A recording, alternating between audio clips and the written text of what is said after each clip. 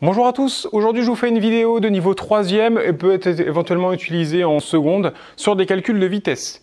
Alors pour faire ce petit calcul de vitesse que je vais vous demander, évidemment on va traduire ça grâce à un petit problème avant et va falloir en fait dans cet exercice-là simplement calculer une vitesse, mais avant de calculer cette vitesse il va falloir savoir un petit peu quelles sont les données qui sont importantes.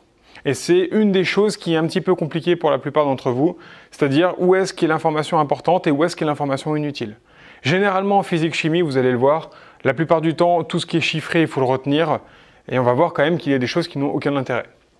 Alors, de quoi se parle ici? On parle de la sonde Voyager 1. La sonde Voyager 1, c'est la toute première sonde qui est sortie du système solaire, il y a assez récemment d'ailleurs, en 2015. Alors, on l'a lancée le 5 septembre 1977.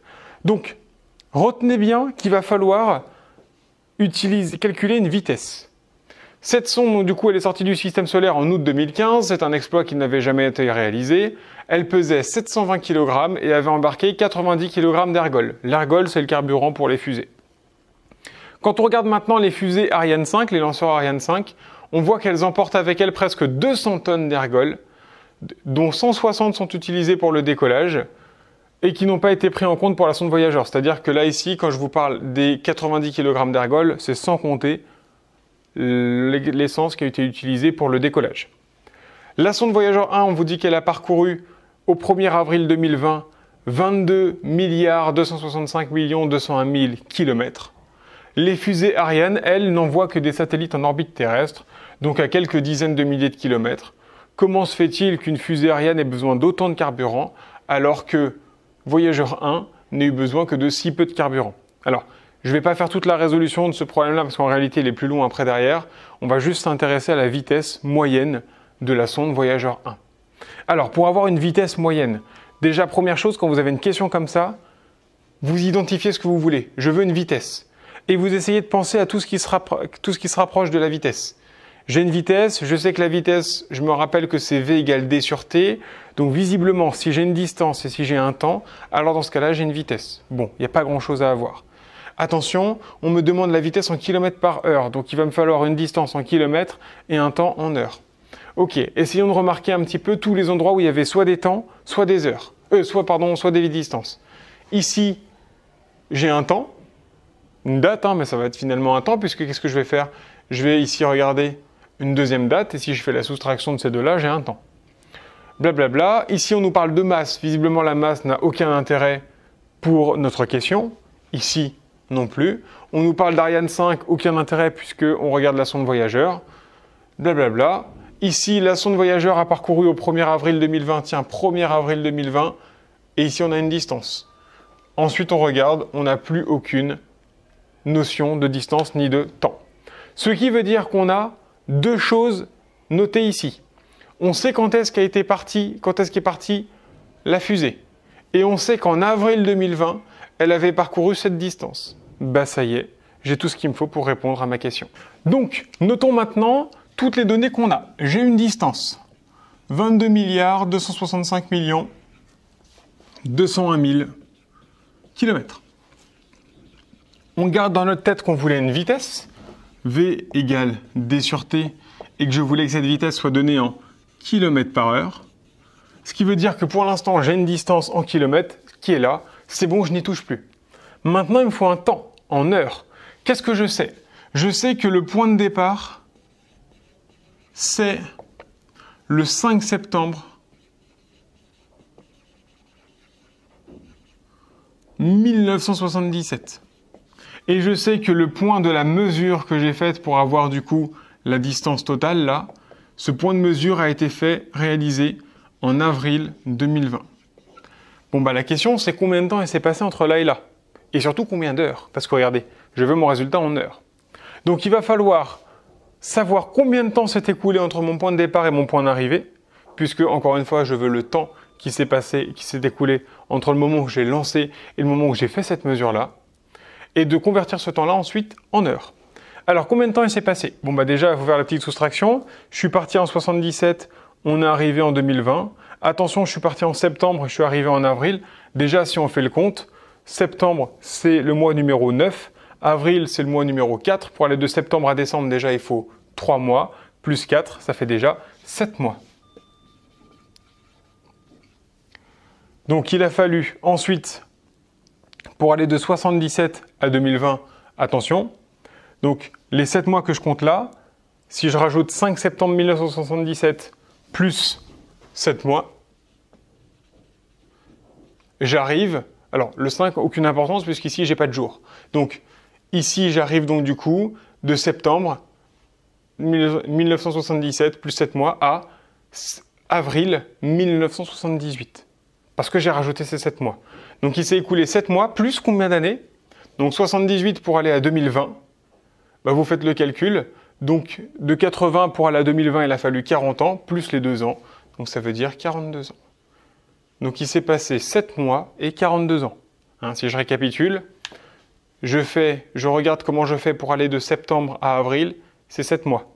Oui, mais si je rajoute 7 mois à septembre, j'arrive en 78.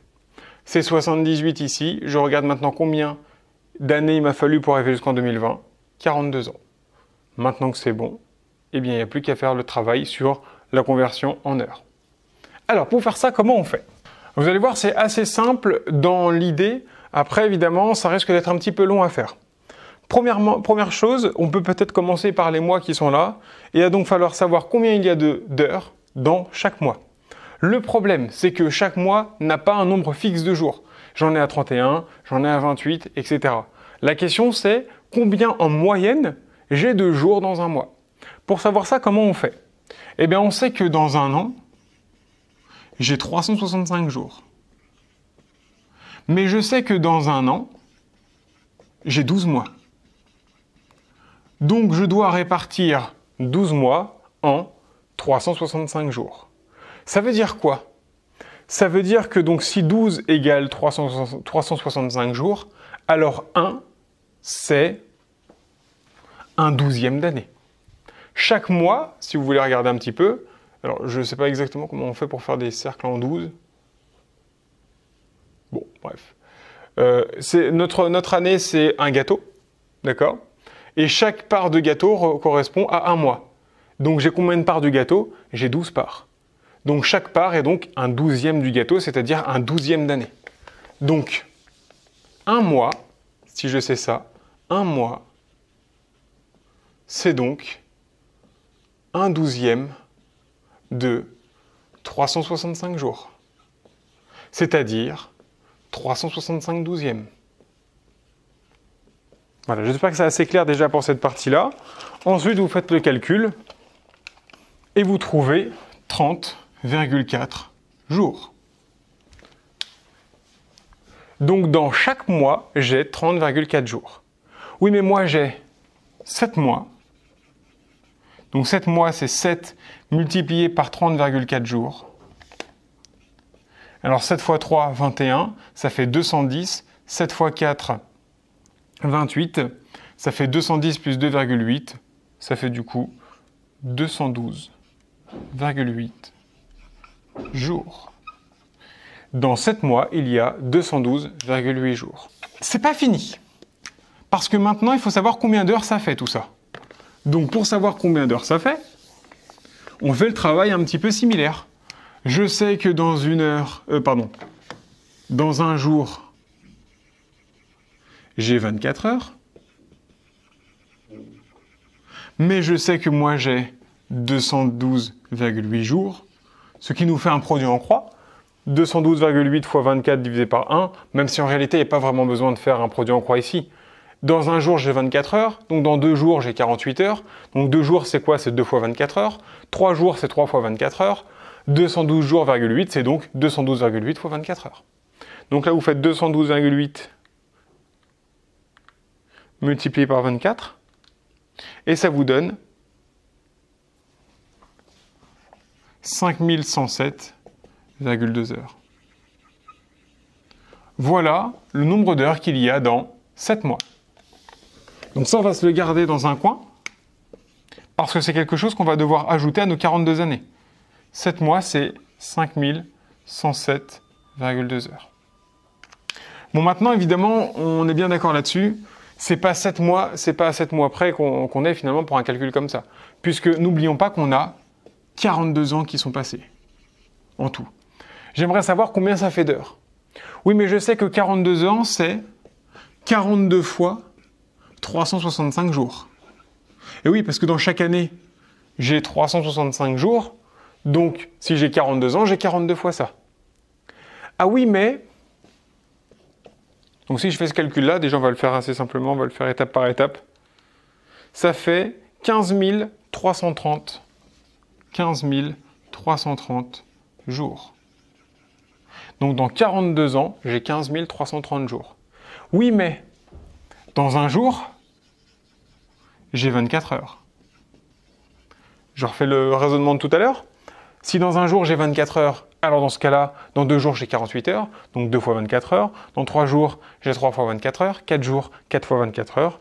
15 330 jours, 15 330 fois 24 heures. Donc ça fait 15 330 multiplié par 24. Et ça, 15 330 multiplié par 24. Donc 15 330 multiplié par 24, ça fait 367 920. 367 920 heures. Bon, bah, qu'est-ce qu'il faut que je fasse maintenant? Vous avez vu un petit peu, hein, finalement, mes 5100 heures, c'est pas grand-chose par rapport à 367 000 heures. Mais on les prend en compte quand même parce que ça a son importance, mine de rien. Donc, si je regarde maintenant, 367 920 heures que j'additionne à 5107,2 heures, ça nous fait 373 027. Donc j'ai le temps 373 027 heures dans 42 ans et 7 mois. Donc la sonde Voyager 1 a fait 22 milliards de kilomètres en 373 027 heures. Il suffit maintenant d'appliquer ça dans la formule, V égale D sur T, donc 22 milliards 265 millions 201 000 km, divisé par 373 027. Et ça fait à peu près 59 700 km par heure. Donc quasiment 60 000 km par heure. Question maintenant, quelle est cette vitesse-là en mètres par seconde? Donc je garde ça. Donc je garde ça en tête. V égale 59 700 km par heure. Et j'essaye de convertir ça en mètres par seconde. Alors pour faire ça, je vais vous donner la justification rigoureuse. Et ensuite, je vais vous donner le petit moyen très simple pour retenir ça, puisque à chaque fois, vous n'allez pas évidemment refaire tout le raisonnement à chaque fois. Donc, première étape, je veux passer ça en mètres par seconde. Je commence toujours par le plus simple, c'est-à-dire l'unité de gauche, avant la barre de division. Donc les kilomètres en mètres. Si j'ai 59 700 km, je sais que 1 km, c'est 1000 mètres. Donc si j'ai moi 59 700 km, donc toujours le même raisonnement, hein. Je sais que 1 km c'est 1000 mètres, donc 2 km c'est 2000, 3 km c'est 3 fois 1000, 4 km c'est 4 fois 1000, 59 700 km c'est 59 700 fois 1000.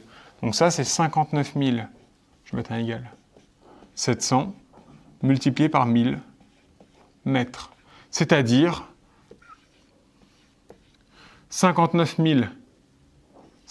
non plus cette fois-ci 1700 km, mais 59 700 000 mètres. Ok, première étape faite. Je suis passé de kilomètres par heure en, ça c'est mètres par heure pour l'instant. 59 millions de mètres par heure. Comment je fais maintenant? Donc là j'ai 59 700 000 mètres par heure. Comment je fais pour passer des mètres par heure en mètres par seconde? C'est là où c'est un tout petit peu plus technique et encore. Hein. Essayons de réfléchir avec 1.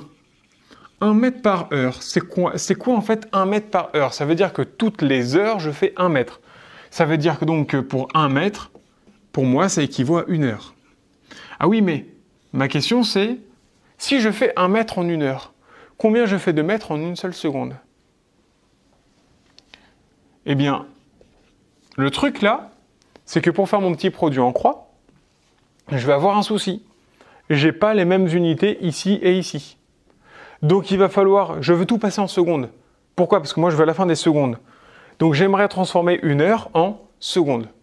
Donc une heure c'est 3600 secondes. Donc en fait je fais 1 mètre en 3600 secondes.